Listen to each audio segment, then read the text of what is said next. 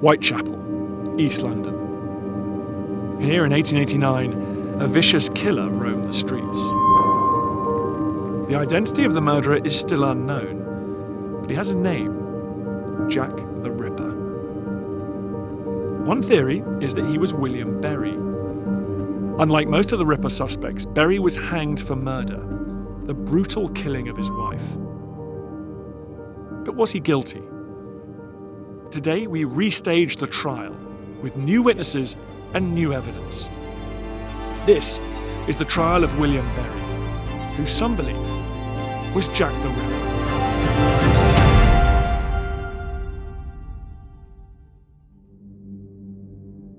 It's a Sunday afternoon in Dundee, Scotland. William Berry is drinking, as usual. He's 29 years old, unemployed, and recently moved from London. Today, he seems troubled. He's about to do something that will result in his own death. Around 7 p.m, William Berry walks into Dundee police station and says he has to talk to a policeman.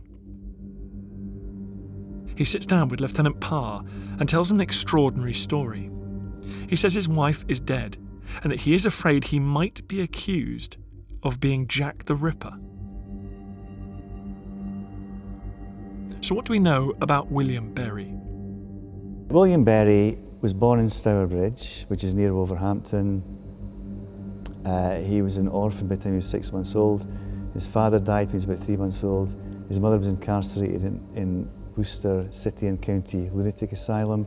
By the time he's in his late teens, he's already becoming somebody that's kind of dropped off the edge of normal society, if you see what I mean. He's not able to hold down a job, he's not seeming to form regular relationships with people, he doesn't have a proper home. In 1887, William moves to London and settles in Bow, just to the east of Whitechapel. Here he gets a job working for a man called James Martin. Now, James Martin was a sawdust merchant. Now, in those days, a sawdust merchant took sawdust from sawdust mills. He'd pick it up from sawdust mills or joiners' shops or whatever, carpenters' workshops, and he would sell it to likes of public houses, butcher shops, when they would scatter it on the floor. Okay, so if you just think back to the time, you walk into a public house, what's going on? It's just floorboards and sawdust, that's what you're walking on, and then they would sweep it away when it was filthy, okay? So he's selling sawdust. This is James Martin.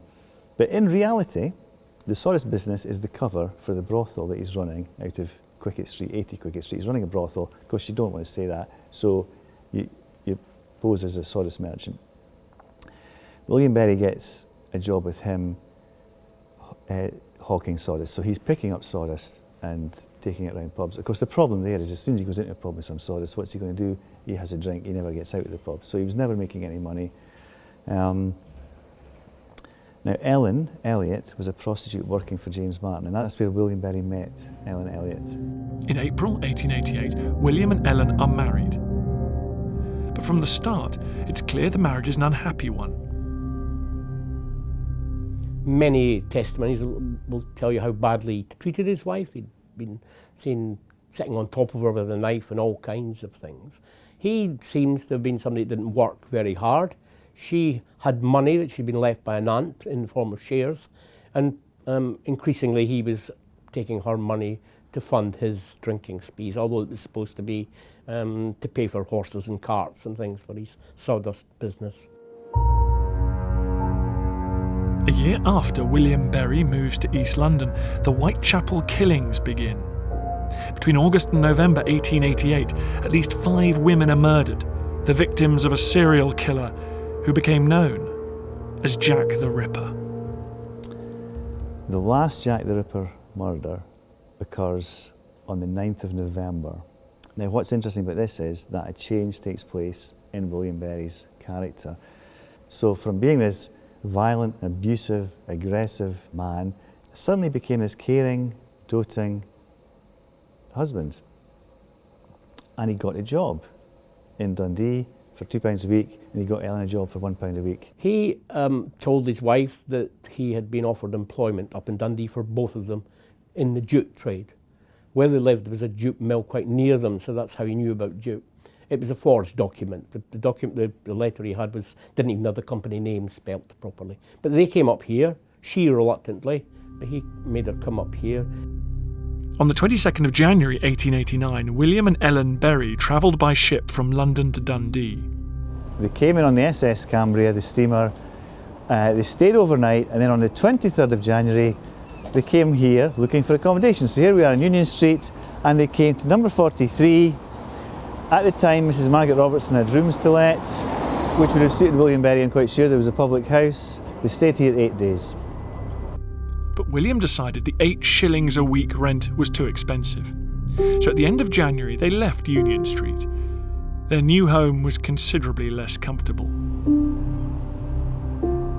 Well, they had a property quite like this one. This is not it, because the property has been demolished.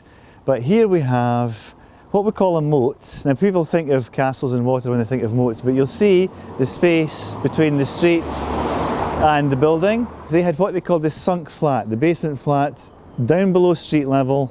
So here's the street, you have this gap, and then there in the sunk flat, access to the property would be down these stairs.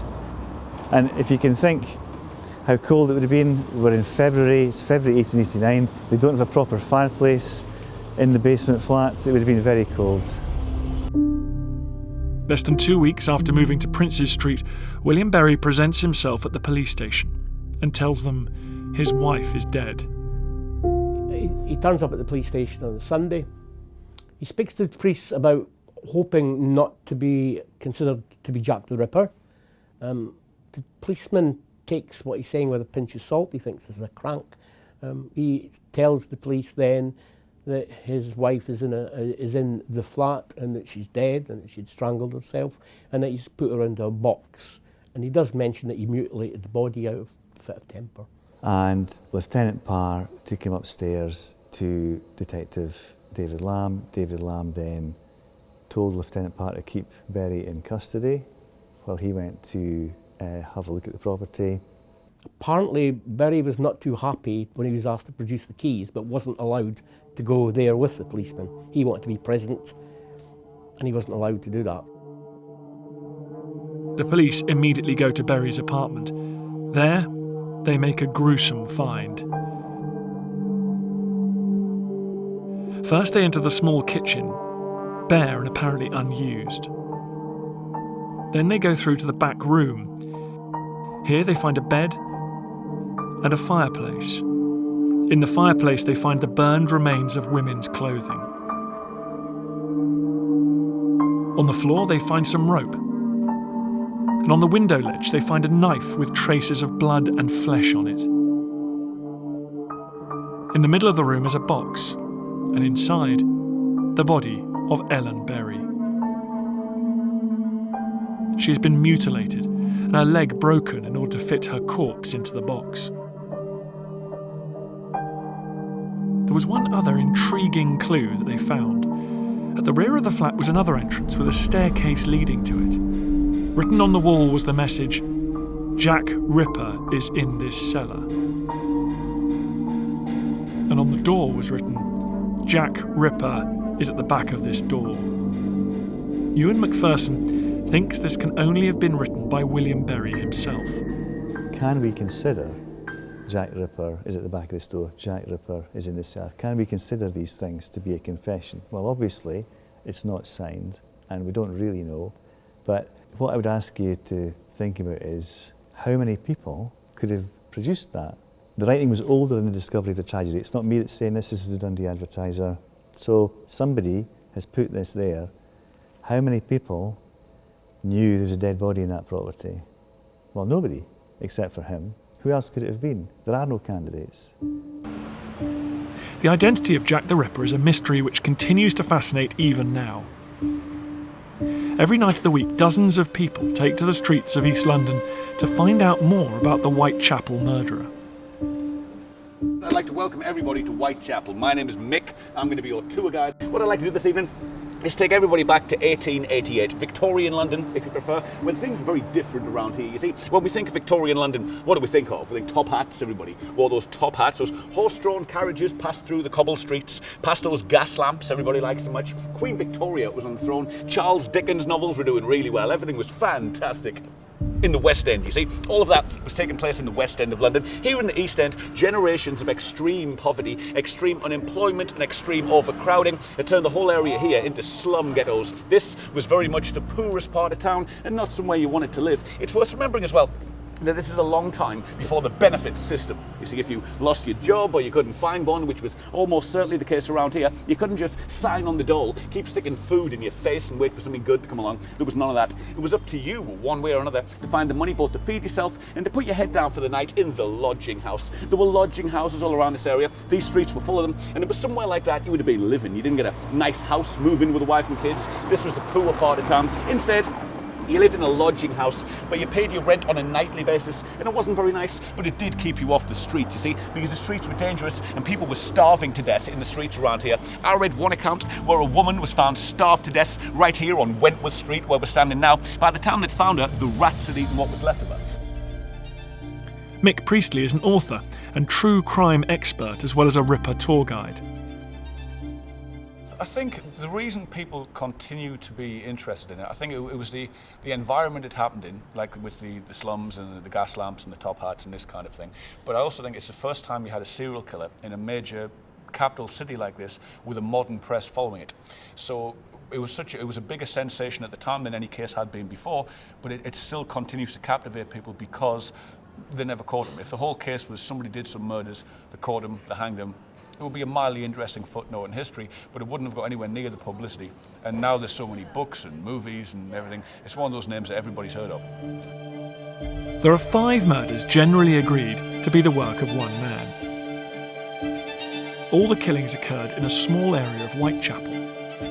Right, we're now standing right outside of what was number 29 Hanbury Street. It's since been demolished to make way for that lovely, tasteless extension to the Truman Brewery car park. All of the buildings on this side, though, down in the next street, and pretty much all of them we just passed on Brick Lane, are all the same ones. The event that happened here on Saturday the 8th of September 1888 would actually take place at 5:45 that morning, 5:45. The Brick Lane brewer's clock down at the bottom on the left-hand corner hit the quarter hour, and on the top floor of number 29, in the front room, with his wife and 3 fully grown sons packed in there with him, 56-year-old John Davis gets out of bed. He goes through the back door, he opens it outwards, and looking out into the yard, discovers the horribly mutilated body of Annie Chapman, lying at the bottom of a few steps there, and to the left, in between the steps and the fence. Now, speaking on day 3 of Annie Chapman's inquest, Dr. Phillips was very reluctant to reveal the full extent of what had actually happened here in the yard, stating that to make such details public would simply be disgusting. At this point, Coroner Wynne Baxter was overseeing proceedings. He suggested maybe all the women and children in the gallery should leave, and only when they did was Dr. Phillips persuaded to continue. It would appear she was tripped onto her back, punched in the face, and strangled violently in the early morning gloom here on Hanbury Street. We know this because her face was swollen, classic signs of strangulation. According to Dr. Phillips, her throat was then cut in 2 places with savage determination, severing her left carotid artery, spraying blood 3 feet to the left. With this done, the killer opened her legs, lifted her dress to her chest, leaving her naked from the chest down, and eviscerated her. She was cut from here all the way down to the genitals. Large chunks of flesh were cut from the stomach, removed and placed over her left shoulder. The killer put his hands inside, pulled out 3.5 feet of Annie's small intestine, and threw it into her face. The horrific violence of the murders made the killings infamous. And the public interest only increased when a letter arrived claiming to be from the killer. It was signed Jack the Ripper. But was it really written by the murderer? There's 2 schools of thought on that. The first school of thought is, oh yes, the killer wrote it. The second school of thought is that it was a man called Thomas Bulling who was the boss, if you like, at the newspaper agency. He's the man that said, hey, look at this letter I've been sent. And once he printed that in the newspaper the next day, he was selling triple the amount of newspapers. So some people think maybe he wrote it himself and it was a big scam to try and sell more newspapers. But regardless of who wrote it, once that letter went into the newspaper, signed Jack the Ripper, that was the one that gave him the name. Ever since, the so-called Ripper murders have appalled and intrigued in equal measure. But the central mystery remains. Who was he? So that brings us to the big question. The big question, of course, being who the hell was Jack the Ripper? Who was it when strolling around the East End here doing these things to people, really did get away with it, really did take the secret with him to his grave? See, it turns out just about everybody who was alive in 1888 has at some point since been accused of being Jack the Ripper, including Queen Victoria, who probably had a crown on when she went into Dorset Street, I can only assume. Lewis Carroll wrote Alice in Wonderland. He's been accused of being Jack the Ripper. The Elephant Man has been accused of being Jack the Ripper. He only lived 2 minutes down the road at the time. Fortunately, though, we do have some better suggestions. Over the years, dozens of suspects have been proposed. So what's the evidence for William Berry? He was certainly in East London at that time, and he left for Dundee at around the time the murders stopped. Well, Jack the Ripper never committed any more crimes in London or anywhere after the event, so that circumstantially might make you think that he was there. He lived near enough to Whitechapel that he could certainly have been the person that committed these crimes. He lived in Bow, and it's not that far from Whitechapel. So there's a lot of circumstantial evidence that could make you believe it could have been him. So people were putting 2 and 2 together and very much getting 4.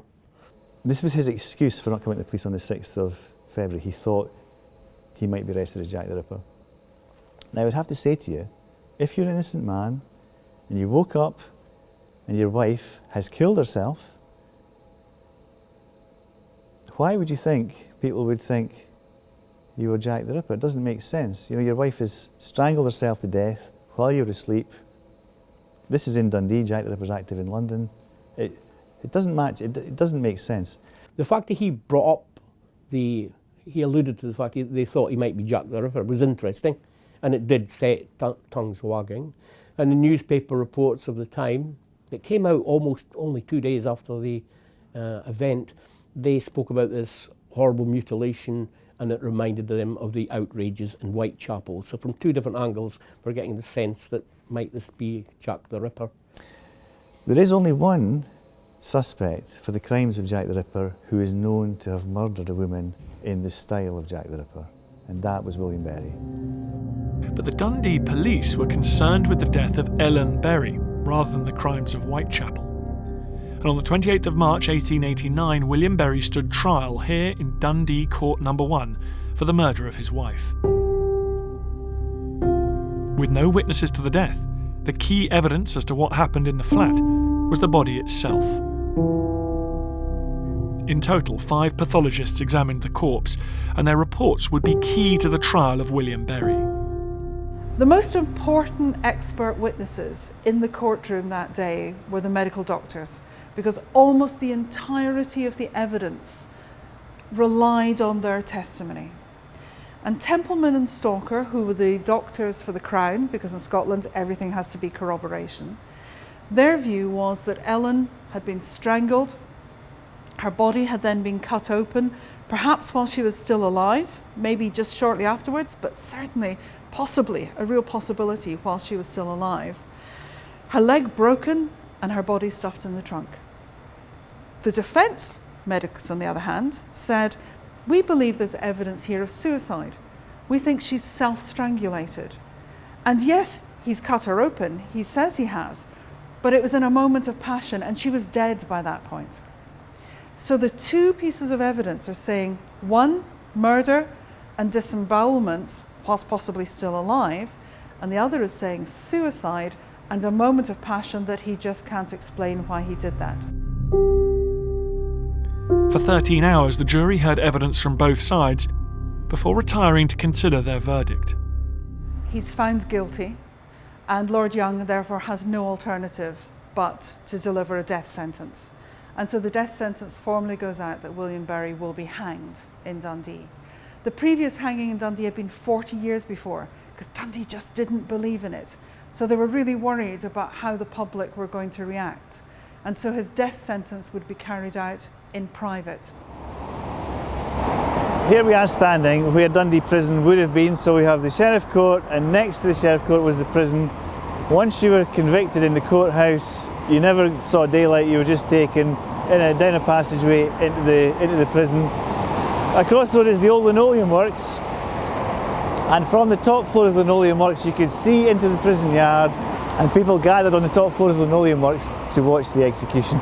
It was not a public execution, but if you could get to the top floor of the linoleum works, you would be able to see it. William Berry was hanged by the neck, killing him instantly. And we know that because we still have his neck bones. So what we're holding here are the 6 vertebrae that are the neck of William Berry. When he was hanged and he was cut down from the gallows, because he was a convicted criminal, his body was taken to the anatomy department. When they got there, they would have dissected his entire body, but his area of his neck would have been of real interest to them. And as they went down through the different layers, then they would have got to this layer, which is the bone. And they retained these, so they kept his neck vertebrae. When the rest of him went off and got buried in the area outside the prison, this was kept in the anatomy department.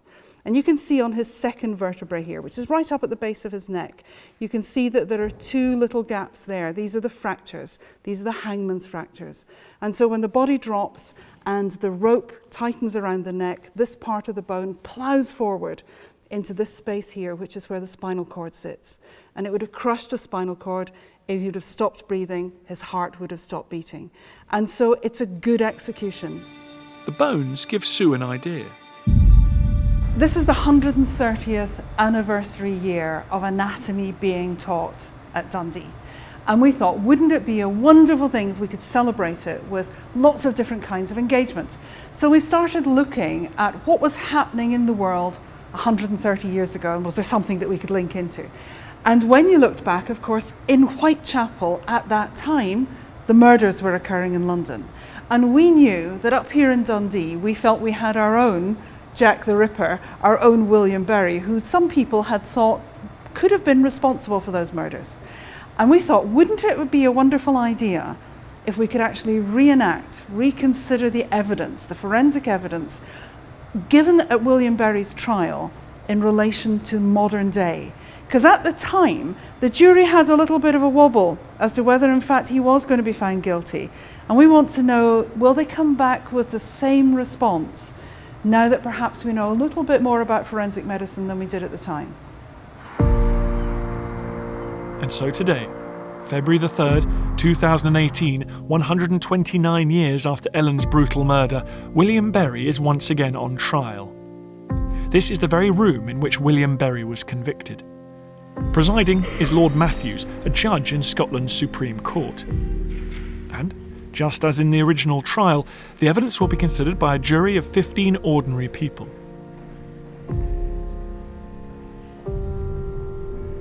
William Berry, though present, chose not to give evidence. Instead, his statement was read to the court. I simply deny the charge of murder made against me. I do not want to make any statement whatever, either as to the time or manner of her death, all which is truth.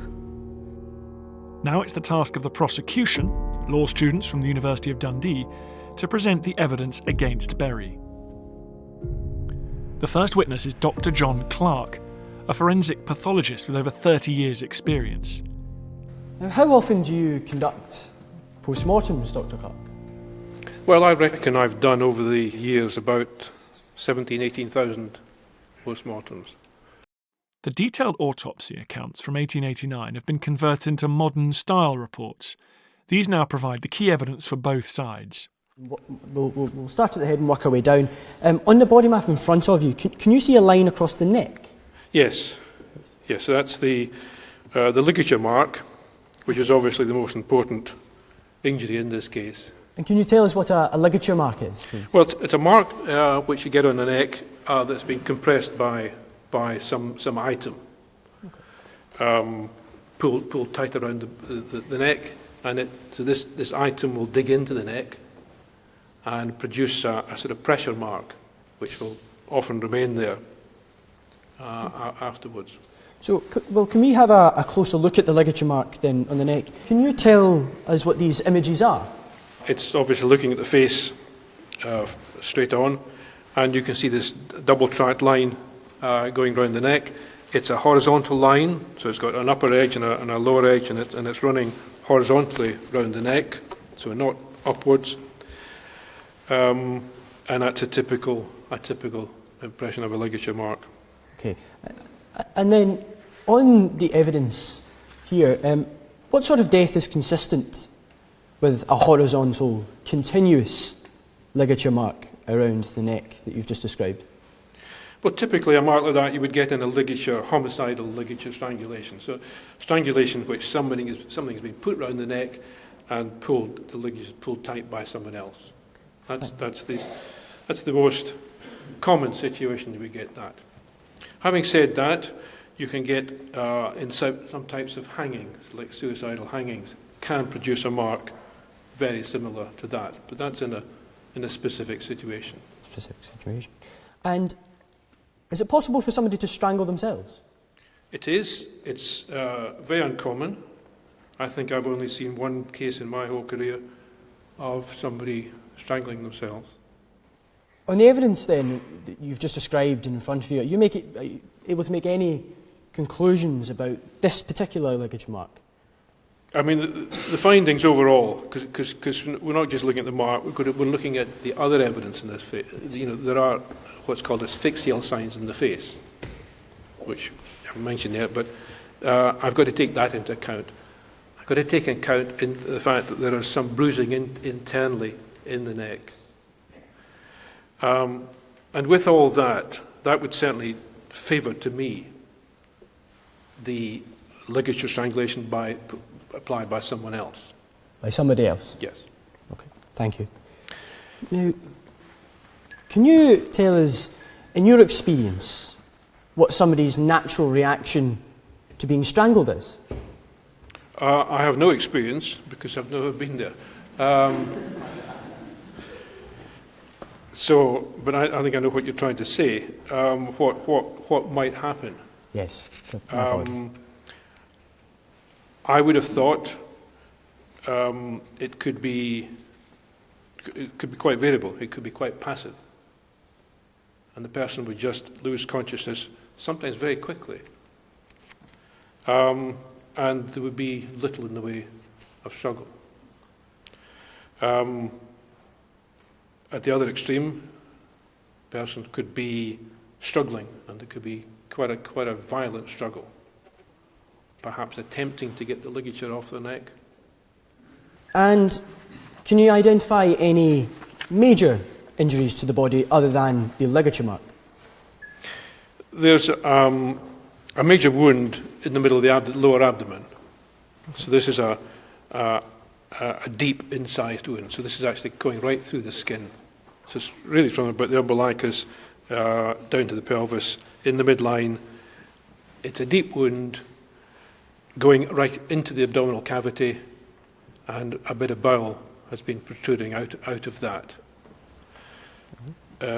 All the evidence with that injury and all the other sort of cutting injuries in the abdomen are that would suggest they were inflicted after death. After death. Okay.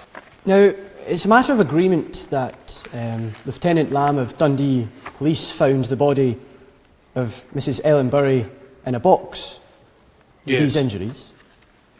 But can you tell me how common it is for victims of suicidal strangulation to end up with these sorts of injuries in a box? Well, I've only seen one case of suicidal strangulation. You mean suicidal strangulation? I've never seen anybody hanging, strangulation, ending up inside a box with lots of wounds on their abdomen. Given all of the evidence that we've discussed, does this look like any suicide you've ever come across?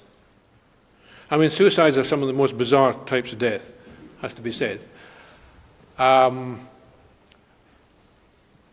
don't think there's any evidence that suggests this is a straightforward suicidal hanging, you know, from a high point. I cannot completely exclude suicidal hanging from a low point suspension, and nor can I completely exclude suicidal strangulation. But then, you know, pathologists, we always say nothing is impossible, so that's why we've got to say these things. But there's an awful lot more evidence for this being a ligature strangulation caused by someone else. And I say that because additional injuries on the body, because they have asphyxial signs, the nature of the ligature mark, some bruising inside the neck. All these things sort of point to that, and not least how the body has ended up in a box. Thank you very much, Dr. Clark. Okay. Thank you. Now it's time for Dr. Clark to be questioned by the defence team, students from the University of Aberdeen. Good afternoon. Good afternoon. Dr. Clark. Some hangings take place from a high point as suspension, as mentioned before by you, Yes. sir, where the body swings freely under the gravity of feet off the ground. The How- majority of hangings are like that, yes. However, hanging can also occur with a person kneeling, sitting, or half lying from a relatively low point of suspension, such as a doorknob or a bedpost. Yes. Suspension of the whole body is not necessary to cause death. No.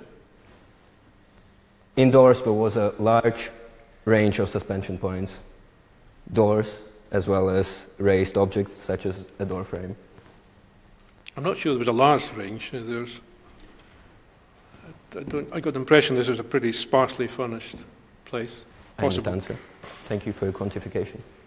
The second report was prepared by Drs. Kinnear and Lennox, and it was dated on the 14th of February, 1889, Yes. 3 days after the initial post-mortem exam.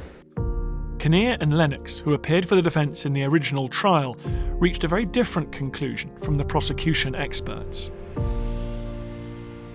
Typically, if a person wishes to take their own life, there is a rising ligature mark left on the neck. From this report, Yes. would you be able to see that these doctors describe this mark as being that of a rising ligature mark? Yeah, they described it as a ligature mark, same sort of ligature mark, but rising up from front to back. Mm-hmm. But that it did rise upwards at a point. I stress the word slightly. It's not a major. Of course, sir. Even with ligature strangulation caused by someone else, you could get the mark going up at a slight angle. So. And if we continue at the page 2 of this report, their opinion was that the constriction was probably affected by strangling and that the strangulation was suicidal. Yes, I mean, I find that remarkable that they come to such a definite opinion of suicide. This report's produced the same day as the post-mortem. They haven't had a chance to go and look at the books or things like this. So I find that quite a interesting observation. The defence also draws attention to the fact that neither report mentions damage to the tissues of the larynx. In a case of homicidal strangulation, there is typically more damage to this area where the ligature is applied. Yes, I would agree. I mean, it's a major omission in both reports. Neither of them describe the larynx, which is crucial in a case like this. The implication would have to be that it was uninjured. Otherwise, I think they would have said there was an injury. Yes, it's true to say that in a ligature strangulation, it's quite common. In fact, it's probably more common than not to find bruising inside the neck and fractures. I mean, that's the expectation. It doesn't always occur, but we do have actually bruising in this case.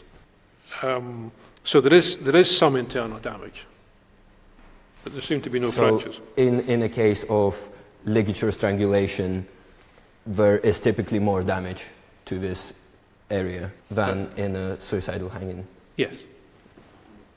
Thank you so much, Dr. Clark. No further questions? Thank you. Thank you very much. Next, the defence team get to call their witness, Dr. Richard Shepherd, one of the UK's leading forensic pathologists. So in this case, we have two possibilities, homicidal strangulation and hanging. Are there any differences? Generally speaking, and we have to talk generally here, as you've already heard, there's a lot of variation in all of these possibilities. But generally speaking, a ligature strangulation, the mark is lower down the neck, and in hanging, the mark is higher up the neck. So is it possible to hang in places other than high suspension points?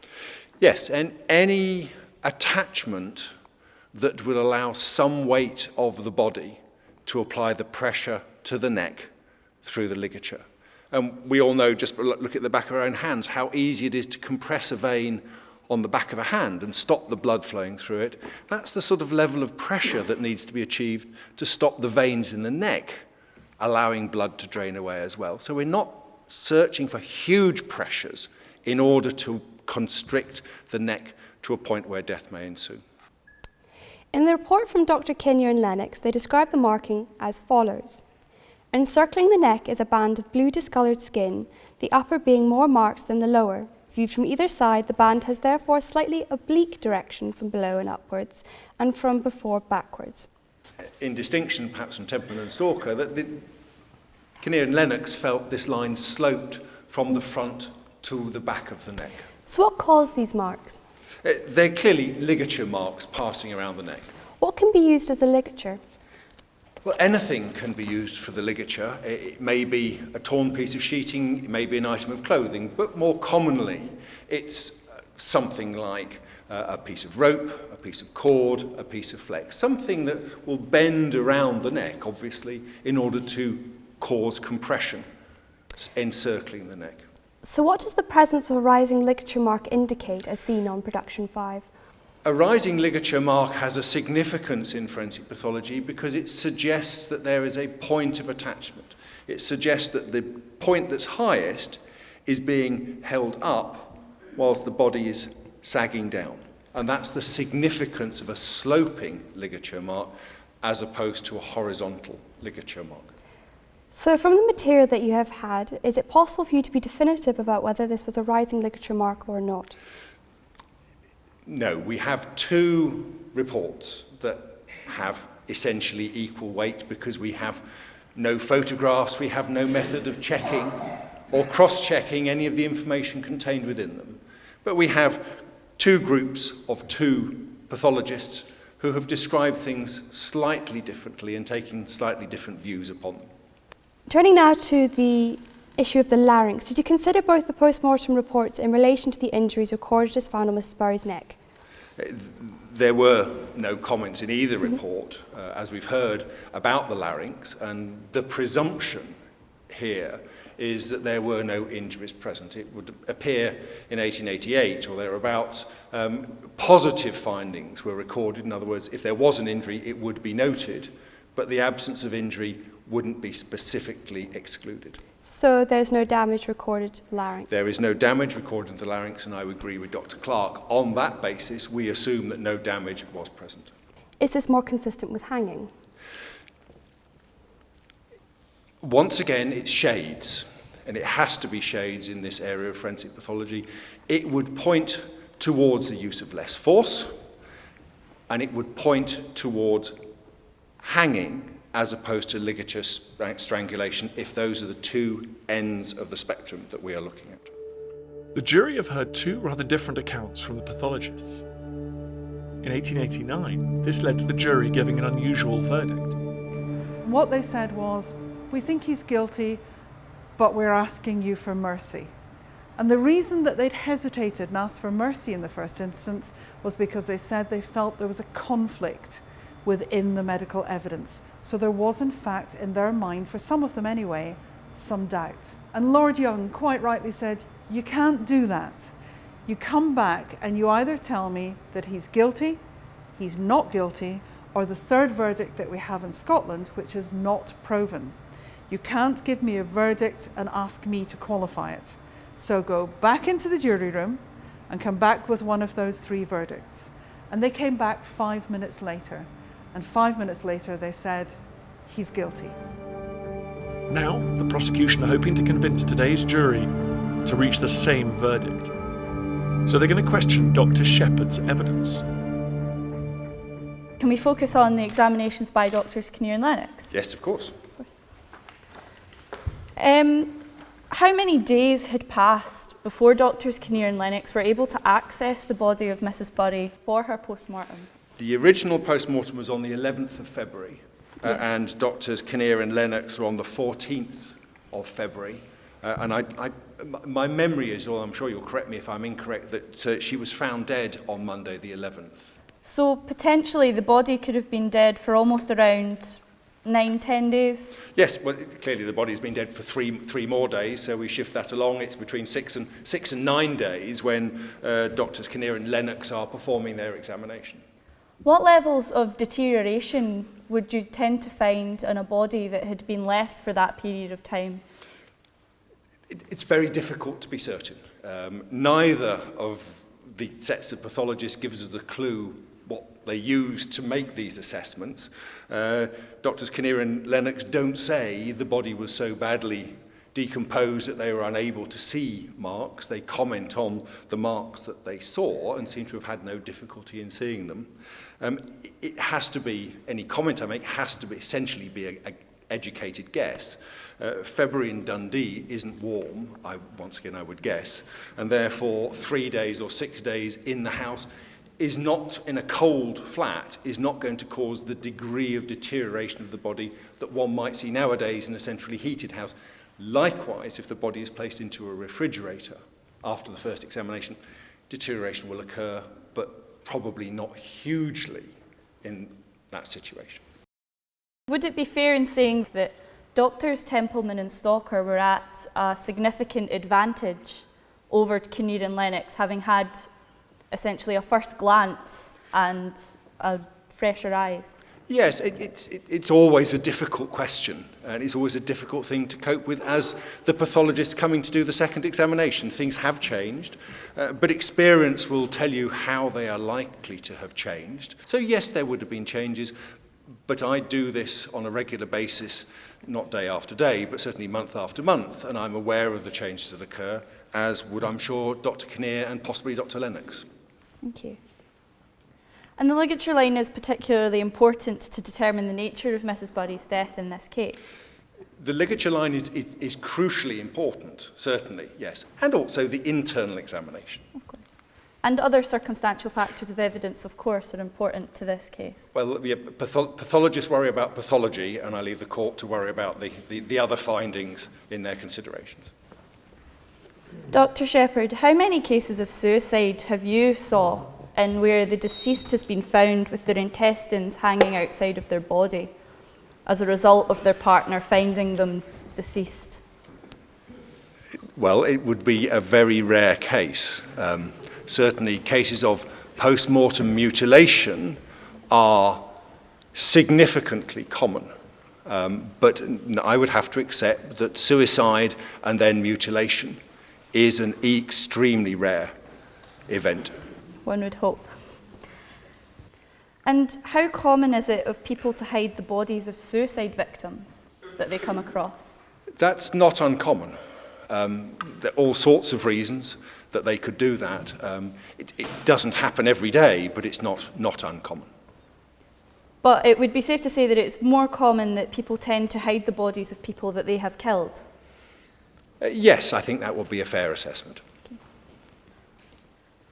Upon considering the actions of Mr. Bury and including his mutilation of the corpse, would the circumstances in this case be wholly unfamiliar to a homicide?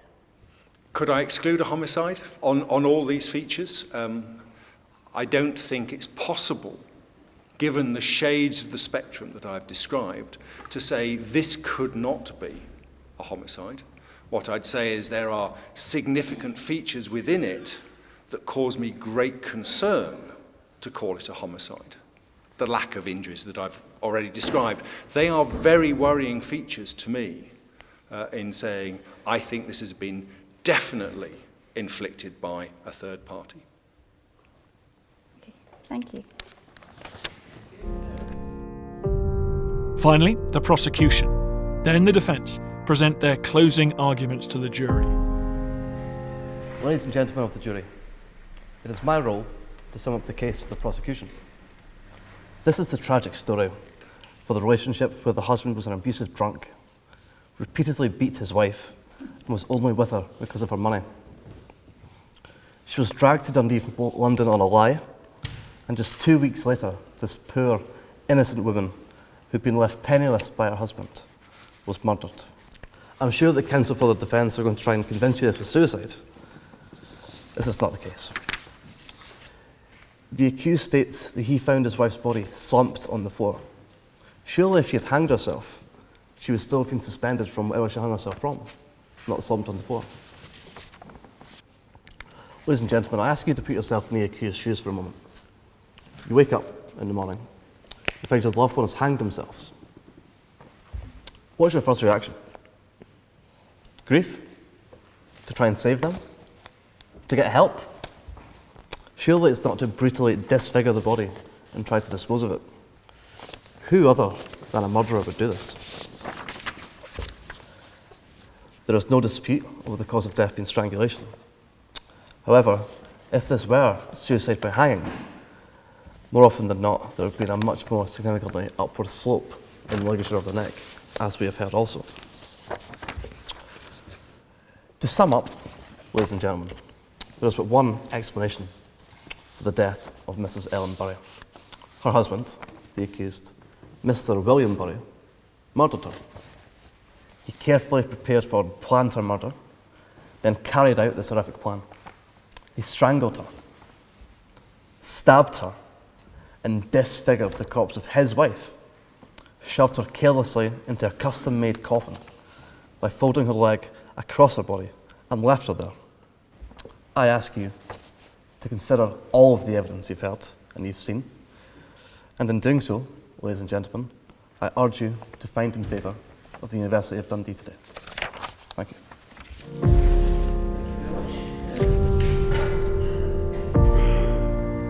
Ladies and gentlemen of the jury, it is now my duty to speak to you on behalf of the Aberdeen student team, who here represent the defence, and in doing so I shall seek to persuade you in our favour. To find in our favour and to hold that the Dundee team, who here represent the Crown, have not proved their case beyond a reasonable doubt. They of course contend that the cause of death was homicidal strangulation, that what took the life of Ellen Bury was a murderous act, as opposed to a tragic, self-inflicted hanging. Our case is that when the forensic science, is a science, here is carefully considered and properly analysed, you will find that the post-mortem findings are consistent with Ellen Bury losing her life because of self-inflicted hanging, and that the homicide has not been established beyond a reasonable doubt. To do justice to such a sad case, and doing so in the right way, means separating our hearts from our heads and yet admitting it will be affected all the same. To illustrate the strength of our case, we can look together at the medical evidence one by one. First, the lack of the damage to the larynx and neck. If this wasn't a violent attack of a man who was trying to kill his wife, would there not be more evidence of this? The lack of injury to the deeper muscles of the neck and the larynx is more in keeping with hanging than in homicidal strangulation. Can I move on to my second point, the ligature mark and the suspension point? Through extensive examination, the ligature mark has become a source of controversy on both sides.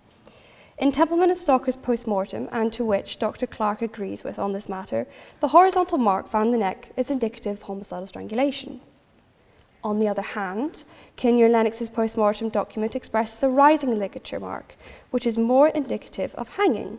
Can I now say something of the facts? Looking at both together demonstrates the power of our case. William Bury brought the circumstances of his wife's death to the police. He went to the authorities and to Lieutenant James Parr, reported that he had found his wife on the floor and she was dead, that she'd hung herself with a rope. If genuinely he'd wanted to ship her off in a box, and his actions are completely at odds with that at all. You will see that there is reasonable doubt, and if there is reasonable doubt in this case, then this should compel you to dismiss and to follow with the Aberdeen case. So, the Aberdeen team submit, this was a hanging. Now, it's over to the jury. So, ladies and gentlemen, the other thing I usually tell juries is that there is no pressure of time on them whatsoever. They can have as much time as they want, or as little time as they want. In this case, you've got 15 minutes. So can I ask you please to retire and consider your decision? Thank you. In the original trial, the jury reached a verdict in just 25 minutes. This jury have to be even quicker. So if we think that Dundee proved the case that he was guilty, could you put your hand up, please? 1, 2, 3, 4, 5, 6. For Aberdeen, for the defence, if you feel that they presented their case. So 1, 2, 6, 7. So we'll need to have a discussion, and then we have about 10 minutes at the most before we vote again. I wasn't sure about as to whether it was a strangulation or a hanging, and I don't think either side to me felt like they were actually. I just couldn't decide which way it was.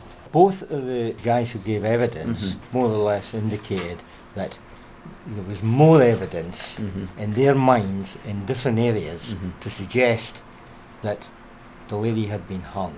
Could he have strangled her with her being asleep so that there was no force? He slept beside her. No evidence to suggest that. But then she struggled, and there was no evidence of a struggle. Not necessarily. Well, I just wondered because it can be very, very fast. If he was to quickly wrap, or the force that he would exert would be enough to cause damage to the larynx or the hyoid. Yeah, the first guy, the first expert witness, more or less said it could be really quick. Yeah. When he went to the police, he said he found his wife on the floor with a rope round her neck. Now, if you found your wife or your partner hanging from a door handle, you would surely say I found her hanging from a door handle, not lying on the floor. Depends on the state of mind at the time. Okay, we were asked by the judge to vote on whether Dundee had proved the case that he was guilty of murder. So, if you believe Dundee had proved the case that he was guilty, put your hand up. Okay, I think so too. Okay, so that's 2. So, who thinks Aberdeen proved the case that he on their evidence that there's reasonable doubt? Yeah, okay, so there should be 13. 1, 2, 3, 4, 5, 6, 7, 8, 11, 12. Was there reasonable doubt? Yeah. Okay, that's fine. So Aberdeen proved the case. I personally think he's guilty, but I couldn't commit to Yeah, is that what we're all thinking? Okay, so we're saying. Kelly, make sure you say the right one. Find for the prosecution or the defence? We find for the defence by majority. 13 for the defence. Thank you. Well, William Berry, stand up for a moment, please. I've got some good news and some bad news for you. The good news is that you've been acquitted of the murder of your wife. The bad news is that I'm quite convinced you're Jack the Ripper, and to be on the safe side, I'm going to sentence you to death anyway. The verdict was incredible because we couldn't lose either way, regardless of how the verdict came out. 130 years ago, they found him guilty, and if today they found him guilty, then that would support what happened then. But bearing in mind at that time, they came back with guilty, but they asked for mercy, suggested that they had some doubt. And this jury today clearly had doubt as well. So that nobody's found him innocent. He could still well have been guilty, but there was sufficient doubt that needed more investigation. And if you're going to condemn a man to death, you have to be certain. And nobody then or now is actually certain of William Berry's guilt. So, where does that leave the theory that William Berry was Jack the Ripper? We have a modus operandi that matches. We have a person who was in the right location at the right time. So I think, when you look at the Berry case compared with the other cases, I think it's a very, very strong case. Was he Jack the Ripper? I don't know on that one either, I have to say, but it's a rather compelling theory and it makes a great story.